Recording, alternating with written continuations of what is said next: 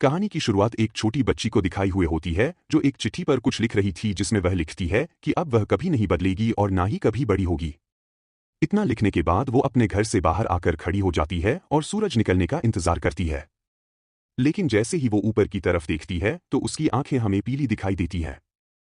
असल में वो बच्ची एक वैम्पायर थी।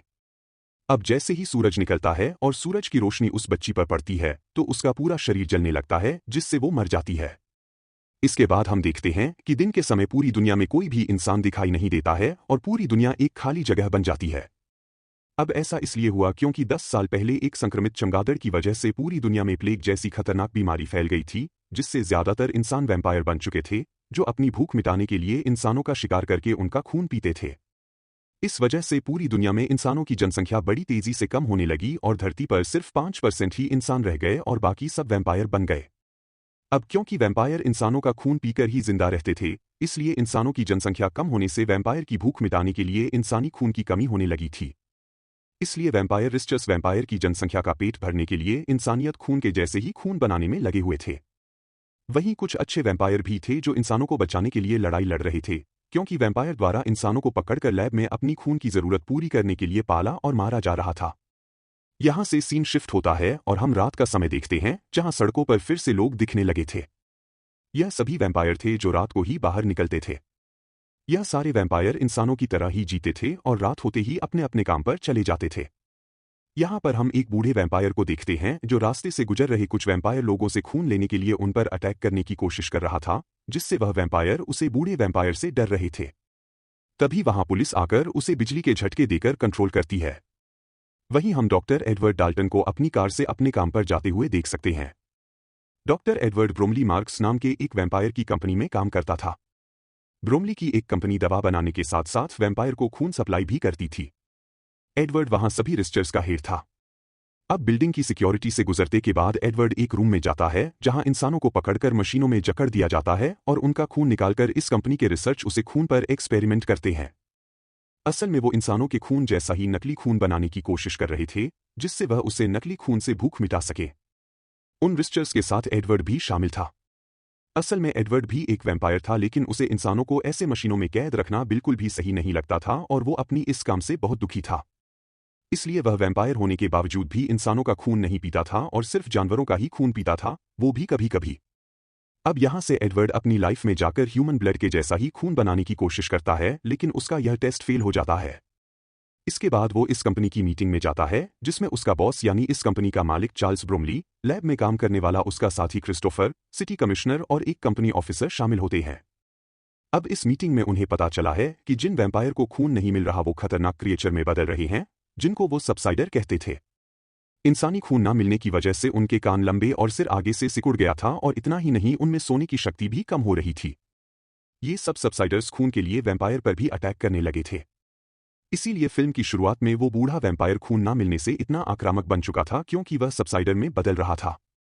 अब क्योंकि धरती पर ह्यूमन जनसंख्या सिर्फ 5% ही बची थी, इसलिए कंपनी का मालिक उन्हें कहता है कि हमें जल्द से जल्द इंसानी खून जैसा खून बनाना होगा, नहीं तो खून की कमी की वजह से बाकी वैम्पायर भी सबसाइडर बन जाएंगे। मीटिंग के बाद ब्रोमली एडवर्ड को कुछ पर्सनल बात करने के लिए अपने ऑफिस में ले जाता है। वहां सबकी गई कॉफी को खून के साथ मिक्स देखकर एडवर्ड कॉफी पीने से मना कर देता है। इसके बाद ब्रोमली उसे बताता है कि उसे कैंसर हुआ था, लेकिन वैम्पायर बन जाने के कारण ठीक हो गया। वह कहता है कि उसकी बेटी वैम्पायर नहीं बनना चाहती थी, इसलिए वो घर से भाग गई थी। ब्रोमली एडवर्ड को कहता है कि मैं जानता हूं तुम इंसानों को बचाना चाहते हो, इसलिए तुम्हें जल्द ही ह्यूमन ब्लड जैसा खून बनाना होगा। बाद एडवर्ड अपनी लैब में चला जाता है और अपने साथी क्रिस्टोफर के साथ ये सारी बातें डिस्कस करता है। क्रिस्टोफर उसे हिचकिचाते हुए बताता है कि एक बंदर पर टेस्ट कर रहा हूं और इस टेस्ट को आगे बढ़ाने के लिए मुझे कुछ और टेस्ट करने होंगे, जिससे शायद हम खून बना सकें। कुछ समय बाद रिसर्चर एक कैदी पर टेस्ट शुरू करते हैं। वहीं ब्रोमली और कुछ ऑफिसर विंडो से इस टेस्ट को होता देख रहे थे। एडवर्ड उसे इंसान की बॉडी में खून का सब्स्टिट्यूट डालता है, जिससे पहले वो इंसान थोड़ा अच्छा महसूस करता है, लेकिन बाद में जब पूरा सब्स्टिट्यूट बॉडी में चला जाता है तो वो उल्टी करने लगता है और उसकी बॉडी चेंज होने लगती है और शरीर में छाले पड़ने लगते हैं। रिसर्चर उसे तुरंत पकड़ लेते हैं और एपिमो नाम की दवा इंजेक्शन के जरिए उसकी बॉडी में डालते हैं, जिससे उसका हिलना बंद हो जाता है और बॉडी पहले जैसी हो जाती है। लेकिन इसके तुरंत बाद एडवर्ड रात को लैब से घर चला जाता है और रास्ते में अपनी कार में न्यूज़ देख रहा होता है जिसमें खून की कमी से होने वाले दंगों के बारे में बताया जाता है। यानी वैम्पायर लोग खून कम दिए जाने की वजह से दंगा करने लगे थे। इसी बीच एडवर्ड के कान खुजलाने लगते हैं और वह आईने में अपने कानों को देखने लगता है जो लंबे और पॉइंटेड होने लगे थे।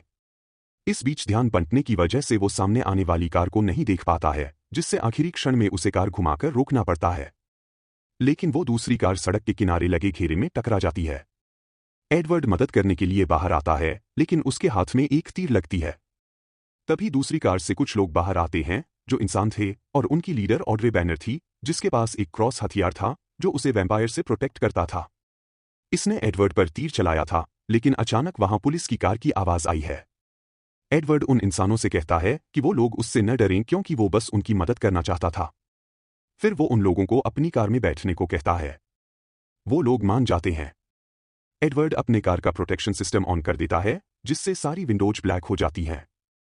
जैसे ही पुलिस आती है, वो अपने हाथ में लगा हुआ एरो निकाल लेता है। जब पुलिस वाला उससे इंसानों के बारे में पूछता है, तो वो इंसानों की गलत डायरेक्शन बताकर कहता है कि वो लोग भाग गए हैं। कार में ऑड्रे को एडवर्ड का आईडी कार्ड मिलता है, जिससे उसे एडवर्ड का पेशा और उसका जन्मदिन पता चलता है। जब पुलिस चली जाती है, तो वो लोग कार से निकलते हैं और फिर वो सब चले जाते हैं। कुछ समय बाद एडवर्ड घर पहुंचता है और तभी सारे वैम्पायर के लिए एक अनाउंसमेंट होती है। एडवर्ड घर पहुंचकर डिनर करता है और फिर अपने पौधों की देखभाल करने लगता है। अचानक उसके घर में उसका भाई फ्रैंकी डाल्टन आता है, जो आर्मी में होने की वजह से महीनों से उससे नहीं मिला था। फ्रैंकी एडवर्ड से बर्थडे पार्टी देने के लिए कहता है। इस पर एडवर्ड कहता है कि वो अब 35 साल का हो गया है।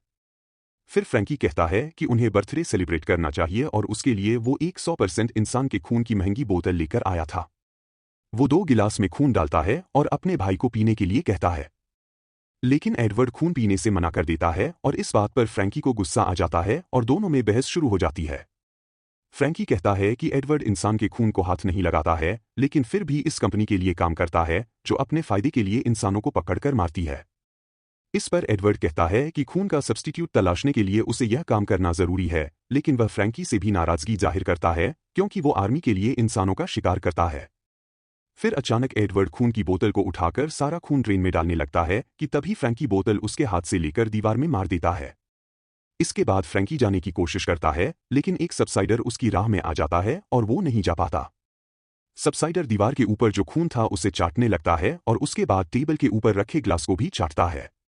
इसी बीच फ्रैंकी एक चाकू उठा लेता है, जिससे सबसाइडर चौंक जाता है और फ्रैंकी को दीवार की तरफ धक्का देता है। फ्रैंकी ग्लास के टेबल पर गिर जाता है, जिससे टेबल का कांच टूटकर बिखर जाता है और कुछ सेकंड के लिए फ्रैंकी बेहोश हो जाता है। फिर सबसाइडर एडवर्ड की तरफ बढ़ता है। एडवर्ड एक स्टूल उठाकर उसे रोकने की कोशिश करता है और साथ ही अपने भाई को होश में लाने के लिए उसका नाम लेकर पुकारता है। फ्रैंकी होश में आ जाता है और फिर चाकू को पकड़ता है। दोनों भाई सबसाइडर पर अटैक करने की कोशिश करते हैं, लेकिन वो जंप करके सीलिंग में लटक जाता है। इससे फ्रैंकी को मौका मिल जाता है और वो उसका सर काट देता है। कुछ समय बाद पुलिस मामले की जांच के लिए वहां पहुंचती है और कहती है कि अब सबसाइडर शहर में फैल चुके हैं।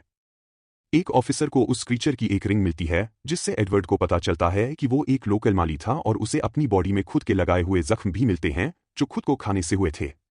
अगले दिन सिक्योरिटी अलार्म बजने से एडवर्ड की नींद खुल जाती है और जब वो चेक करने के लिए लाइट ऑन करता है तो ऑड्रे उसकी तरफ क्रॉस को एम करके खड़ी दिखाई देती है। उसे ऐसे वैम्पायर की तलाश थी जिस पर वो लोग भरोसा कर सकते थे और इसके लिए उसे एडवर्ड बिल्कुल सही लगता है। वो उसे एक पेपर शीट देती है जिसमें एक मैप बना होता है। अचानक आवाज आती है और एडवर्ड उस आवाज की तरफ मुड़कर देखता है। इस बीच ऑड्रे चुपचाप चली जाती है। एडवर्ड जब उस आवाज को चेक करने जाता है तो पता चलता है कि आवाज फ्रैंकी की है। फ्रैंकी उससे ऑड्रे के बारे में पूछता है। एडवर्ड उसे कुछ नहीं कहकर टाल देता है। उसे रात न्यूज में पता चलता है कि जिन इन्वेस्टर्स ने रिसर्च के लिए ब्रोमली को इंसान सप्लाई किया था, वो लोग अब और सप्लाई नहीं दे सकते थे। अगले दिन एडवर्ड काम पर जाता है और अपने बॉस से मिलकर उससे गारंटी मांगता है कि सब्स्टिट्यूट मिल जाने के बाद उन्हें इंसानों की सप्लाई की जरूरत नहीं पड़ेगी। इस पर ब्रोमली कहता है कि ज्यादातर वैम्पायर सब्स्टिट्यूट के मिलने से खुश हो जाएंगे, लेकिन कुछ लोग ऐसे भी हैं जो असली चीज की मांग करते हैं। इस पर एडवर्ड उसे याद दिलाता है कि उसकी बेटी भी उन्हीं लोगों में से एक है। इसके बाद एडवर्ड मैप को देखने के लिए अपनी लैब में चला जाता है। जब सुबह होती है तो एडवर्ड अपने घर वापस नहीं आता और अपनी कार में लाइट प्रोटेक्शन ऑन करके मैप के बताए रास्ते से गांव की तरफ जाता है। वहां ऑड्रे पहले से उसका इंतजार कर रही होती है। वो उसे बड़े से एक पेड़ के पास आने को कहती है। एडवर्ड कार को पेड़ के नीचे पार्क करता है और हैट और सनग्लासेस पहनकर कार से बाहर आता है। वो हमेशा सनलाइट से बचाने के लिए सावधान रहता है। वहां उसे एक आदमी मिलता है जिसका नाम लियोनेल एल्विस कोर्मा था। वो आदमी एक वैम्पायर था जो अब इंसान बन चुका था। एडवर्ड उससे जानना चाहता था कि वो इंसान कैसे बना, लेकिन ऑड्रे को पास आता देखकर वो चुप हो जाता है। वो देखता है कि फ्रैंकी ने उसे गन पॉइंट पर रखा था। एडवर्ड उसे रोकने की कोशिश करता है, लेकिन वो नहीं मानता और बताता है कि आर्मी की टीम भी आने वाली है। यह सुनकर ऑड्रे फ्रैंकी को रोशनी की तरफ धकेलती है और सब जल्दी से एडवर्ड की कार में बैठ जाते हैं। तब तक सोल्जर वहां पहुंचकर उन पर फायर करना शुरू कर देते हैं और लियोनेल की गाड़ी भी बर्बाद कर देते हैं। सोल्जर उनका पीछा करते हैं और गोलियां भी चलाते हैं, जिससे कार के प्रोटेक्टर में छेद हो जाता है। पहले ऑड्रे इससे अपने हाथ से कार को मैनेज कर लेती है, लेकिन छेद ज्यादा होने के कारण कैमरा भी खराब हो जाता है और एडवर्ड आगे नहीं देख पाता है। फिर लियोनेल ड्राइविंग सीट पर बैठ जाता है ताकि वो रोड को एक छोटे होल से देख सके और एडवर्ड लाइट से बच सके। जब लोग कमजोर ब्रिज पर पहुंचते हैं तो लियोनेल बहुत तेजी से ड्राइविंग करके ब्रिज को क्रॉस कर लेता है, जबकि आर्मी ट्रक भारी होने के कारण ब्रिज टूट जाता है और ट्रक ब्लास्ट हो जाता है और बाकी के लोग पीछे रह जाते हैं। रात होने के बाद वो लोग कार को नदी के पास पार्क करते हैं और लियोनेल एडवर्ड को बताता है कि वो कार में लाइट मॉडिफिकेशन लगाने का काम करता था, जो सूरज की रोशनी से कार के अंदर बैठे लोगों को बचाता है। और कार में इस तरह के सिस्टम लगाने वाली पहली शॉप उसकी थी। लियोनेल कहता है कि वैम्पायर के लिए दिन में कार चलाना बहुत अमेजिंग होता है, क्योंकि दिन के समय सड़कें खाली होती थीं, लेकिन इसमें रिस्क भी था। क्योंकि एक तो सूरज की रोशनी में दिखाई नहीं देता और दूसरा उन्हें अपने शरीर को भी सूरज की रोशनी से बचाना होता है, और इस चक्कर में एक्सीडेंट होने का डर रहता है। और लियोनेल के साथ भी वही हुआ था। एक दिन जब वो दिन के समय ड्राइविंग कर रहा था तो उसे कुछ दिखाई नहीं दे रहा था और उसने कुछ खाया भी नहीं था, इसलिए उसकी एनर्जी भी कम हो गई थी और कार गलती से नदी की बाढ़ में टकरा गई थी। क्रैश की वजह से वो कार के साथ नदी में गिर गया था और नदी में गिरने से पहले कार आग गई थी। जब वो नदी से बाहर आया तब वो वापस इंसान बन गया था। उसकी बात पूरी होने पर ऑड्रे एडवर्ड से कहती है कि वो भी सेफ्टी के साथ ऐसी ही स्थिति पैदा करें ताकि वो फिर से इंसान बन सके। दूसरी तरफ कंपनी में ब्रोमली अपनी बेटी की कुछ पिक्चर्स देख रहा होता है। तभी फ्रैंकी वहां आता है। ब्रोमली उसे कहता है कि अगर एडवर्ड तुरंत वापस आ जाए तो उसे पर कोई केस नहीं लगेगा। इस पर फ्रैंकी कहता है कि ब्रोमली उससे जो कुछ भी करने को कहेगा वो करने को तैयार है। इस बीच एडवर्ड और उसके साथी इंसान कार में अपने घर जा रहे होते हैं। एडवर्ड बार बार और ड्रिंकिंग निक को देखा है। ऑर्डर ये नोटिस करती है और उसकी पॉइंटेड ईयर्स को देखते ही समझ जाती है कि उसे खून की प्यास लगी है। फिर वो अपना हाथ काटकर उससे निकलने वाले खून को एक कप में इकट्ठा करती है और उसे पीने को देती है। एडवर्ड पहले तो मना करता है, लेकिन जब ऑर्डर उससे कहती है कि वो अपने आसपास के इंसानों को सिर्फ देखना चाहती है तो वो खून पी लेता है। कुछ घंटे बाद वे लोग पुराने अंगूर के बगीचे में पहुंचते हैं, जिसे विनियर्ड कहा जाता है। वहां एडवर्ड की मुलाकात कुछ और लोगों से होती है, जिनका लीडर जाविस नाम का आदमी होता है, जो बचे हुए इंसानों को ढूंढने में उनकी मदद करता है। घर के अंदर जाने के बाद वो वैम्पायर पॉलिटिशियन वेस टर्नर से मिलता है, जो ह्यूमन राइट्स के लिए लड़ता है और इंसानों की जान बचाने में मदद करता है। उधर कंपनी में ब्रोमली देखता है कि उसकी मशीन इंसानों से खाली हो चुकी है और अब वहां कोई इंसान नहीं बचा था। रिसर्चर एक ह्यूमन बॉडी को निकाल कर लाते हैं, जिसमें से पूरा खून निकाला जा चुका था और अब वो किसी काम का नहीं रहा था। यहां सीन शिफ्ट होता है और मेट्रो स्टेशन पर एक कॉफी शॉप को दिखाया जाता है, जहां एक आदमी शिकायत करता है कि उसकी कॉफी में खून नहीं है। इस पर वहां काम करने वाली औरत कहती है कि उसे कॉफी में सिर्फ 5% खून मिलने का ऑर्डर है। लेकिन वो आदमी नहीं मानता और एक खून का पैकेट चुरा लेता है। जब वो उसे पीने के लिए खोलने की कोशिश करता है तो खून चारों तरफ बिखर जाता है, जिससे आसपास जमा सभी लोग खून पीने के लिए पागल हो जाते हैं और हंगामा करने लगते हैं। ये देखकर पुलिस वाले वहां आते हैं और उन्हें बिजली के झटके देते हैं। अगले दिन विनियर्ड में एडवर्ड एक टेस्ट करने के लिए लियोनेल से कुछ खून लेता है और उससे उनके बारे में बात करता है जब वो इंसान बना था। एडवर्ड को लगता है कि सूरज की रोशनी से होने वाली जलन को कंट्रोल करने के लिए खून के सब्स्टिट्यूट का टेस्ट बॉडी के अंदर ही किया जा सकता है। कुछ घंटे काम करने के बाद जब वो ब्रेक लेने के लिए लैब से बाहर जाता है तो ज्यादातर इंसान उससे दूर हो जाते हैं, क्योंकि वो एक वैम्पायर था। फिर ऑड्रे वहां आती है और उसे कहती है कि सबको उससे डर लगता है, लेकिन उसे विश्वास है कि वो उनकी मदद कर सकता है। एडवर्ड कहता है कि वो वैम्पायर नहीं बनना चाहता था, लेकिन फ्रैंकी ने उसे धोखे से वैम्पायर बना दिया था। फिर एडवर्ड नोटिस करता है कि वहां बड़े बड़े टैंक थे, जिनमें अंगूर को उबालकर शराब बनाई जाती थी। वो सारे टैंक्स एयर टाइट थे। फिर वे दोनों उसे देखने के लिए उसके नीचे जाते हैं। टैंक में हवा निकालने वाली मशीन लगी थी जो टैंक के अंदर की हवा को तेजी से बाहर निकाल रही थी। यह देखकर एडवर्ड को लगता है कि वे लोग उसका इस्तेमाल आजमाने के लिए कर सकते थे। फिर वे लोग अपने एक्सपेरिमेंट पर काम करना शुरू करते हैं। इस बीच रात को जार्विस का ग्रुप बचे हुए इंसानों को विनियर्ड लेकर जा रहा होता है, जिसमें ब्रोमली की बेटी एलिसन भी थी। तभी उनकी कार के टायर पर कोई शूट करता है, जिससे कार को रोकना पड़ता है। वे लोग अपना हथियार लेकर कार से बाहर निकलते हैं, लेकिन आर्मी उन्हें चारों तरफ से घेर लेती है।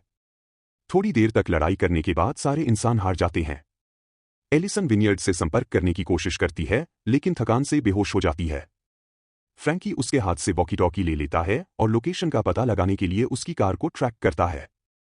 उधर विनियर्ड में सारे इंसान अपना सामान इकट्ठा करके अपनी कार में बैठ रहे होते हैं और सुरक्षित जगह जाने के लिए टर्नर को फॉलो करते हैं।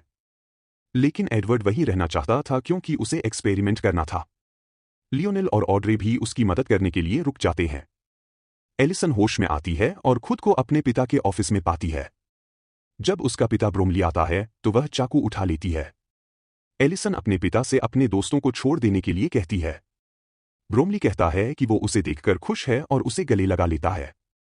फिर कहता है कि वो उसके दोस्तों के लिए कुछ नहीं कर सकता है। इस पर एलिसन उसे धकेल देती है और दरवाजे की तरफ भागती है, लेकिन एक सोल्जर उसे हिट करता है और वो बेहोश हो जाती है। ब्रोमली को एहसास होता है कि उसकी बेटी ने उसे चाकू मार दिया है। अगले दिन विनियर्ड में एक्सपेरिमेंट शुरू होने वाला होता है। ऑड्रे मॉनिटर्स को देखने का जिम्मा लेती है और लियोनेल टैंक के नीचे एडवर्ड के साथ रहता है। एडवर्ड के चेस्ट में एक हार्ट मॉनिटर अटैच किया जाता है और उसे एक वेट ब्लैंकेट से ढक दिया जाता है। प्रोसेस बहुत सिंपल होता है। वे लोग टैंक को ओपन करते हैं, जिससे सनलाइट अंदर आती है और एडवर्ड जलने लगता है। उसके बाद वे लोग एक्सट्रैक्टर यानी हवा निकालने वाली मशीन का इस्तेमाल करके आग बुझा देते हैं। पहले 2 बार में उनकी कोशिश फेल हो जाती है, लेकिन तीसरी बार में वे लोग एडवर्ड को लंबे समय तक जलने देते हैं और इस बार उनका टेस्ट कामयाब हो जाता है और एडवर्ड इंसान बन जाता है। वे लोग बहुत खुश होते हैं, लेकिन तभी आर्मी आ जाती है और वे लोग बचने के लिए शराब की बैरल में छुप जाते हैं।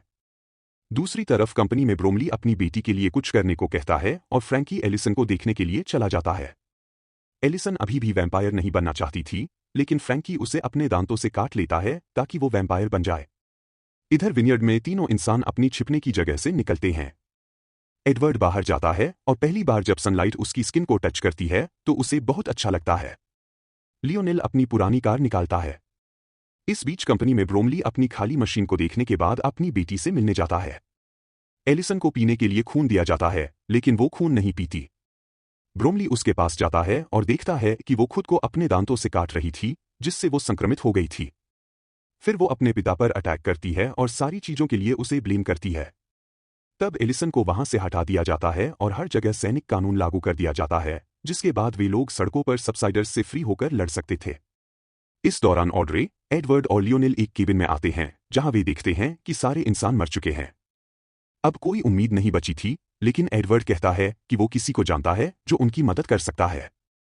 इस बीच क्रिस्टोफर को लैब में दिखाया जाता है, जो अभी भी एक्सपेरिमेंट कर रहा था। उधर आर्मी सबसाइडर्स को घसीटकर सनलाइट में जलाने के लिए लेकर जा रही होती है और एलिसन भी उनमें से एक होती है। उसे मरता देखकर फ्रैंकी को अपनी गलती का एहसास होता है। रात को क्रिस्टोफर अपने घर आता है तो एडवर्ड, ऑड्रे और लियोनेल को अपने लिए इंतजार करते हुए देखता है। एडवर्ड उससे कहता है कि उसके पास एक सॉल्यूशन है जो सब्स्टिट्यूट से बेहतर है और उसे मदद करने के लिए कहता है। उनकी बातचीत फोन रिंग होने की वजह से रुक जाती है। जब उसे आने में देर हो जाती है तो सबको शक होता है और ऑड्रे चेक करने उसके पीछे जाती है। एडवर्ड और लियोनेल उसके कोड को चेक करते हैं। यहां पता चलता है कि क्रिस्टोफर ने अपना फोन शुरुआत से कंपनी के साथ संपर्क में रखा हुआ था और कंपनी के सभी लोग जान गए थे कि एडवर्ड और उसके साथी कहां हैं। और फाइट में ऑड्रे बेहोश हो जाती है और उसे पकड़ लिया जाता है। लियोनेल और एडवर्ड रोड पर बनी हुई टनल के जरिए वहां से बच निकलते हैं और एक पुरानी सुनसान बिल्डिंग में छिपने का फैसला करते हैं, लेकिन वहां एक सबसाइडर उन पर अटैक कर देता है। तभी फ्रैंकी वहां आ जाता है और उस क्रीचर को शूट कर देता है। वह नोटिस करता है कि उसका भाई इंसान बन गया है। ये देखकर फ्रैंकी कहता है कि उसने एडवर्ड को इसलिए वैम्पायर बनाया था क्योंकि वो उसे मरता हुआ नहीं देखना चाहता था। वो अपनी गलती के लिए माफी मांगता है और अब उनकी मदद करना चाहता है। लेकिन जब लियोनेल पास आता है तो फ्रैंकी को खून पीने की तलब होती है और वो उसे काटने के लिए झपटता है। एडवर्ड उसे पकड़ लेता है और उसे धक्का देकर लियोनेल से दूर कर देता है और उसे शूट करने ही वाला होता है, लेकिन कुछ नोटिस करके रुक जाता है। कुछ समय बाद एडवर्ड कंपनी की बिल्डिंग में एंटर करता है और सारे अलार्म्स ऑफ कर देता है। सिक्योरिटी उसे पकड़कर उसका खून पी रही थी। एडवर्ड कहता है कि वो सारी बर्बादी के लिए दुखी है और फिर से वैम्पायर बनना चाहता है। उसकी बात सुनकर ऑड्रे को लगता है कि एडवर्ड उसे धोखा दे रहा है और वो अपसेट हो जाती है। ब्रोमली कहता है कि अब उसे सब्स्टिट्यूट मिल गया है और इसलिए उसे एडवर्ड की जरूरत नहीं है और वो उसे बाहर कर देता है। इस पर एडवर्ड ब्रोमली से कहता है कि वो एक बुज़दिल है जो अपनी खुद की बेटी को वैम्पायर में नहीं बदल पाया। इस बात से ब्रोमली को गुस्सा आ जाता है और वो एडवर्ड को काट लेता है। लेकिन एडवर्ड कोई रिएक्शन नहीं देता क्योंकि ये एडवर्ड का प्लान था और ब्रोमली इंसान में बदलने लगता है। फिर एडवर्ड को याद आता है कि फ्रैंकी भी ऐसे ही ह्यूमन में बदल गया था। इससे पता चलता है कि जो वैम्पायर ठीक होकर इंसान बन चुके थे उनका खून ही सॉल्यूशन बन गया था। इतने में ब्रोमली अलार्म दबाकर सिक्योरिटी को बुलाता है। तभी आर्मी ट्रक वहां पहुंच जाता है। सोल्जर अपनी गाड़ियों से बाहर आते हैं और दरवाजा खोलकर देखते हैं कि ब्रोमली चेयर में बंधा हुआ है। सारे वैम्पायर पागल हो जाते हैं और उसका खून पीकर अपना पेट भरने लगते हैं। इस दौरान ऑड्रे और एडवर्ड कुछ हथियार लेकर नीचे आते हैं और बिल्डिंग से निकलने ही वाले होते हैं, लेकिन बहुत सारे सोल्जर आकर उनका रास्ता रोक देते हैं। इतने में एक कार ग्लास डोर को तोड़ते हुए अंदर आती है जिसमें लियोनेल और फ्रैंकी बैठे होते हैं। वे सोल्जर को हिट करते हुए एडवर्ड तक पहुंच जाते हैं ताकि उसे बचा सकें, लेकिन जल्दी ही उन दोनों को वापस घेर लिया जाता है। फ्रैंकी एडवर्ड को वहां से जाने के लिए कहता है और सारे सोल्जर उस पर झपटते हैं और उसे खाने लगते हैं। एडवर्ड को अपने भाई की मौत पर दुख होता है।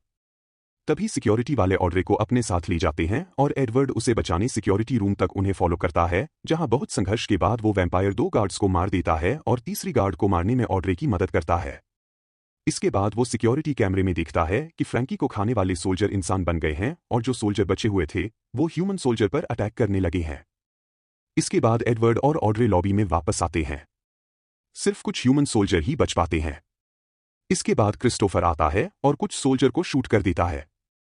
फिर वो एडवर्ड और ऑड्रे को भी शूट करने वाला होता है, लेकिन अचानक एक तीर उसके चेस्ट पर लगता है और वो मर जाता है। यह तीर लियोनेल ने उन्हें बचाने के लिए चलाया था। फिर ऑड्रे उसे गले लगाती है। एडवर्ड अपने भाई की बॉडी और सूरज की रोशनी को अंदर आते हुए देखता है। फिर वे तीनों लियोनेल की कार में बैठ जाते हैं और एडवर्ड कहता है कि अब उनके पास इलाज है और वे अब सबको पहले जैसा कर सकते हैं। इसी के साथ यह मूवी खत्म हो जाती है। दोस्तों, हमारे चैनल को सब्सक्राइब करना मत भूलना।